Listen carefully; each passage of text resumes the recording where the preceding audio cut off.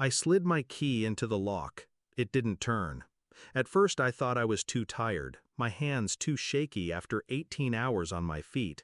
But then I tried again. The lock had been changed. The porch light flicked on. She was there, my stepmother, arms crossed, a smirk sharp enough to cut glass. "Pay us $36,000, she said, and we'll let you in. Your sister needs a vacation." I looked at her, silent. She expected me to break, to beg, to plead for scraps in the house my father built. Instead, I nodded once, understood, and I walked away. When my father remarried, I forced myself to accept her. He was lonely, and she played the part of a savior, smiling too wide, laughing too loudly, cooking meals that felt staged. I wanted to believe she cared, but small fractures appeared early. My things went missing. Bills I'd left on the counter vanished. She'd smile sweetly and say, "You must have misplaced them." When Dad died, she wept like a widow in a movie, clutching tissues, while I stood by the coffin and felt her eyes on me, already measuring what she now controlled. Still, I stayed, because the house was his, and because I wanted to believe family was salvageable. It wasn't just the changed lock. It was the months leading up to it. Her whispers behind doors. My sister suddenly cold, distant, parroting her words. Bank notices addressed in my name, then rerouted. She wanted me out of the house, out of the picture. And then came her ultimatum. $36,000, dangled like ransom money, for a home I already owned half of. I didn't rage, I didn't cry. I let her think she'd won. That night I sat in my car, parked down the street, my uniform still stained with blood and iodine. My body begged for sleep, but my mind was clear.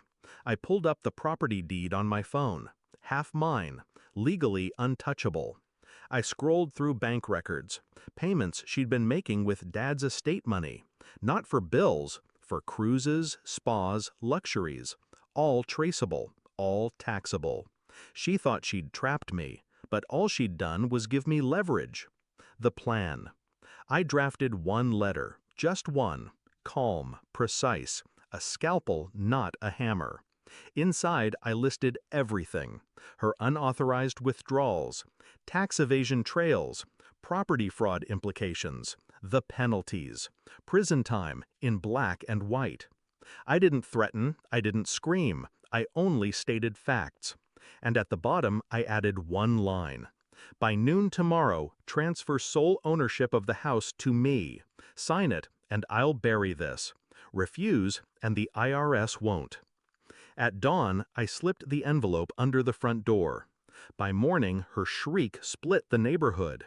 Windows flew open. Neighbors peered out, curious, then alarmed. I stood on the sidewalk, sipping coffee, watching the show. She burst outside in a robe, letter trembling in her hands, her face pale, her voice high-pitched, cracking under pressure. "You can't do this," she screamed. "You wouldn't dare." But her eyes betrayed her. She knew I already had. Within hours, her calls flooded my phone, first pleading, then bargaining, then threatening. I didn't answer. By noon, I got the notification. The transfer was complete.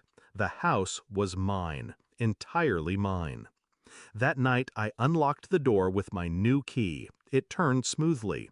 The air inside smelled the same, old wood, faint detergent, but it felt different, lighter, mine again. Her absence was louder than her presence had ever been. She wanted to sell me my own bloodline, to auction off my father's legacy for a vacation fund. She thought I'd fold. Instead, I made her choke on her own greed. I didn't need to raise my voice, didn't need to fight. I just reminded her of the truth she'd buried under arrogance. I am my father's child, and this house will never belong to thieves. So when I tell you I walked away that night and said only one word, understood, what I meant was, your game is over. Mine has just begun.